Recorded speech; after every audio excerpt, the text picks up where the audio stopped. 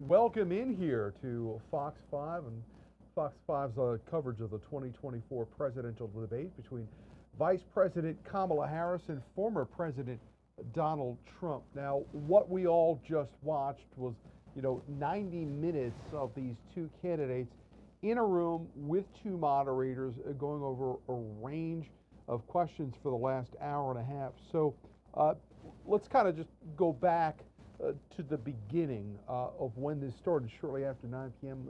Eastern Standard Time tonight.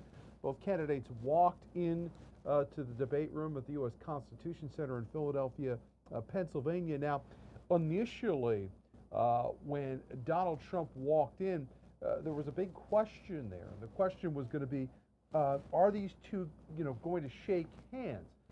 Remember, they didn't do that in the previous debate between President Joe Biden and Donald Trump. They both walked in at that venue and then walked right to their lecterns in Atlanta, Georgia.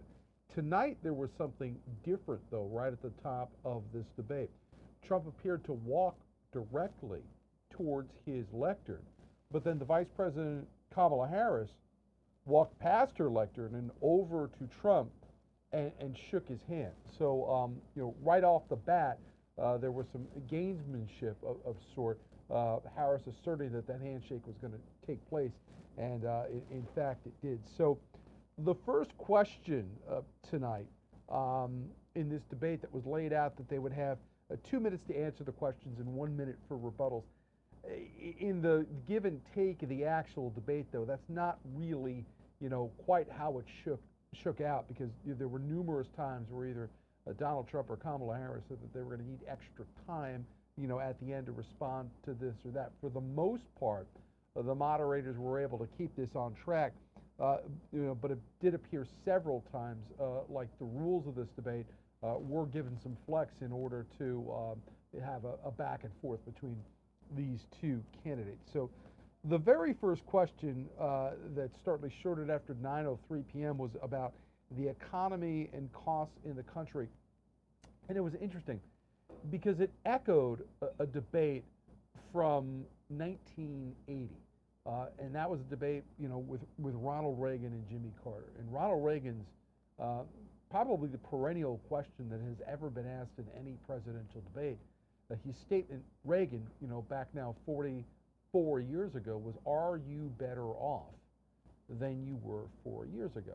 Now, that is a question that has been repeated again and again and again and again throughout presidential elections ever since. Challengers have always used it as a way to point out what they saw as the incumbents' failings. Incumbents have used it to boost their own record and talk about the progress they believe they have been made. So that question was put to Kamala Harris tonight first, and it was really directed in large part as an economic question, because as it's no secret that while the White House and the administration has been saying that they have positive economic news to point to, and we might even have a rate cut by the Federal Reserve Board by the end of this month, the reality of a lot of people's lives right now are saying that while the economists and the smart people can point to all this data that says the economy is heading in the right direction, that when you actually talk to people, go to a supermarket parking lot, people are saying that their paychecks just aren't going as far as they used to go, paycheck to paycheck every 2 weeks. So this economic question is key for both Democrats and Republicans to figure out, as voters are looking at these two candidates, which one is going to do the better job for them on making that paycheck go further and reducing prices. So Harris's answer off the top tonight was, that she was raised as a middle-class child, and then quickly she pivoted to what she says is her specifics of an opportunity economy. Now, Harris has faced criticism in the past of not being specific about what some of her plans may be. So she talked about a tax credit for small businesses right off the top, $50,000 for reductions to small businesses. She also talked about a plan that she has to provide $6,000 for parents of newborns. She went into this, on the one hand, boosting what she says would be this growth opportunity economy, but then quickly pivoted to what she saw as a contrast with Donald Trump, saying that Trump was going to hurt the economy if he were to go proceed with a plan to raise and keep tariffs on foreign countries bringing goods into the United States. She says that would actually hurt the American consumer, but then went on to say, that his plan for the economy is that he would be giving tax cuts to billionaires. And this was, really the first, a firing line in this debate between Harris and Trump tonight over the economy. Trump reacted very quickly to that, saying, number one, that if the Biden administration didn't like the tariffs that the Trump administration had put into place, why were some of them still in place 3.5 years later? He also went on to say that they had never seen inflation like this before, and then went on to raise inflation rates that he had said prices went up, and he mentioned prices had gone up 50%, 60%, 70%, and returned to one of his previous arguments that immigrants coming into the United States illegally are taking jobs specifically from African Americans, and then pivoted away again to talking about immigration and how that immigration was fueling crime levels in the country. And it was at this point, Harris, it appeared to be a premeditated way of going after and framing what Donald Trump said. And she had kind of tried this line out in Pittsburgh the other day when they were talking about her preparations for this debate. She had said that voters were going to hear from what she said was the same old playbook from Donald Trump, and that he had left office with some of the highest unemployment. The pandemic was out of control, she said, and the insurrection on January 6th, 2021, in her words, was some of the greatest peril the domestic United States had ever seen since the Civil War. Trump immediately responded to that. He called that a lie. He said, in fact, that in his view, he had the greatest economy, that one he felt he didn't get enough credit for. He felt he did a good job on the pandemic, particularly in the construction of ventilators and providing not only ventilators to the people across the United States, but also to countries around the world that were also dealing with the situation with the pandemic. Now, he said repeatedly that Harris does not have a plan, not only for inflation, but also for things like unemployment, and also for the economic plans that at the top of the debate she had said that were endorsed by economists at the Wharton School of Business. Now, this seemed to kind of strike a nerve with Donald Trump, and he quickly pointed out that he actually attended Wharton, that in his view, economists had said that he had built the greatest economy the world has ever seen, and that he was prepared to do it again. There was some back and forth after that over tariffs. One of the questions that was put to the former president was, well, if you go and you put these tariffs in place and you create a situation where companies that want to send goods into the United States are now going to have to add this tariff to the price of that item, wouldn't that eventually hurt the economy of everyday Americans? His response to that was no, because he had said that the tariffs were actually changing the business practices of competitors to the United States and companies that he said were moving factories outside of the domestic United States instead of actually building factories here. And he says by having a vigorous tariff program that would actually encourage more overseas businesses to do business here and manufacturing here in the United States rather than shipping those jobs overseas. He also had a couple of direct attacks on Harris in this section, calling her a Marxist, saying that she was bad on immigration, and that the crime that illegal immigration could bring in could also lead to even worse levels of crime in the United States. After that, the moderators pivoted away from immigration and away from the economy.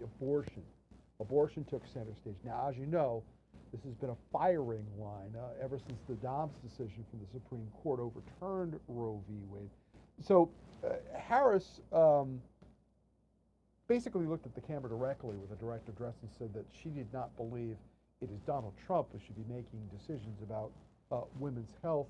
And Trump, at this point, had started to make some comments about abortion. At one point, theorizing that babies could be killed after they are born.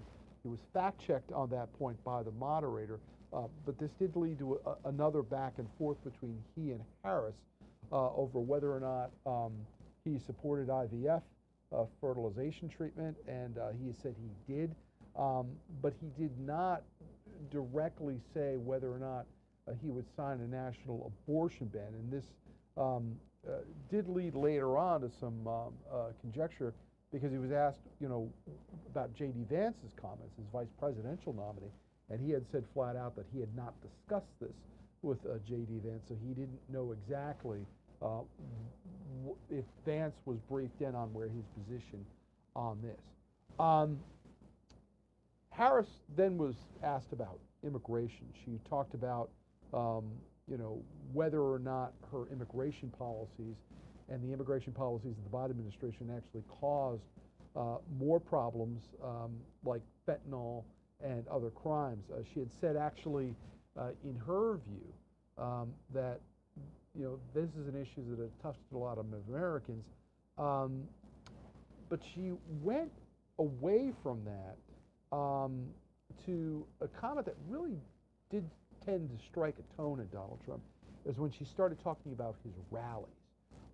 She said a very odd thing for a presidential candidate that you don't often hear in these kinds of debates.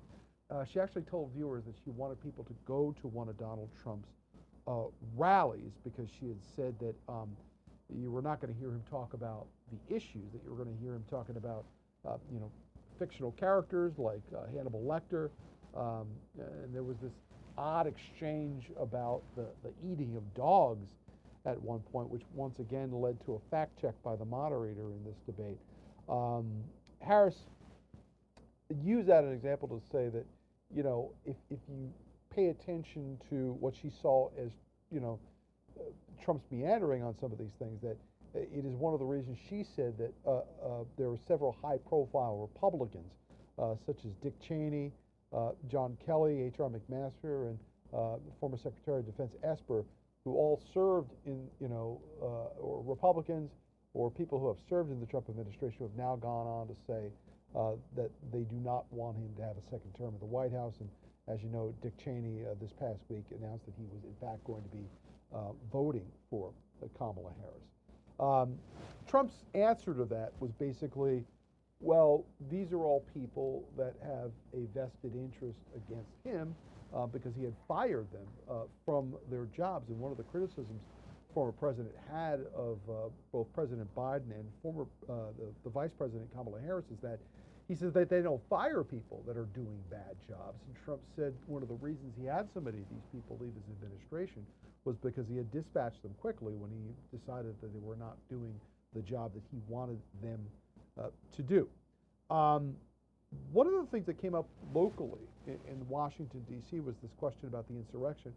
Trump claimed several times that it had nothing to do with the insurrection, that he gave a speech the afternoon of January 6th and then had gone, he says, to the mayor of Washington, D.C., Muriel Bowser, and Speaker of the House, Nancy Pelosi, saying that he would like to give them 10,000 soldiers, and repeatedly shifted blame for the security lapses on January 6th back to the Speaker of the House and the mayor of Washington, D.C.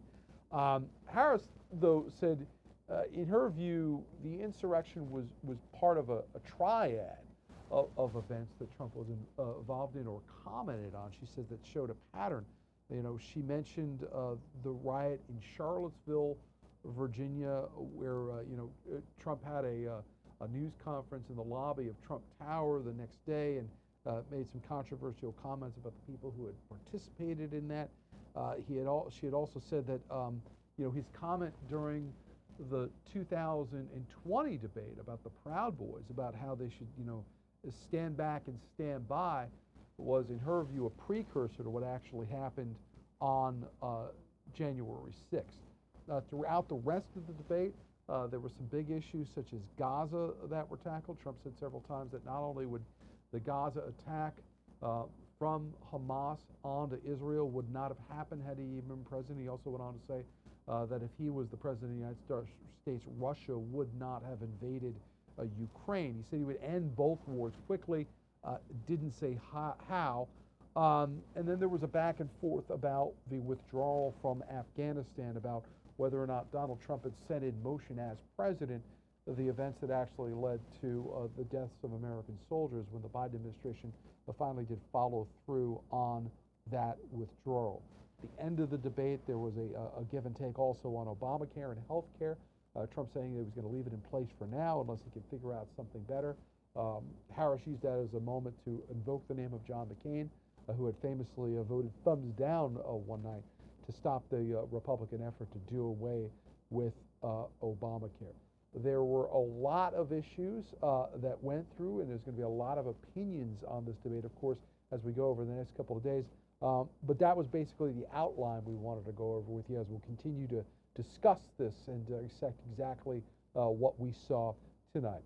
So from here in Washington, D.C., I'm Tom Fitzgerald on Fox 5. We appreciate you joining us for this postscript of the 2024 presidential debate between Vice President Kamala Harris and former President Donald Trump. We will, of course, continue our coverage both on air and online, both on Fox Local and on the broadcast stations of Fox 5 here in D.C. For now, I'm Tom Fitzgerald. Thanks for joining us. We'll talk to you soon.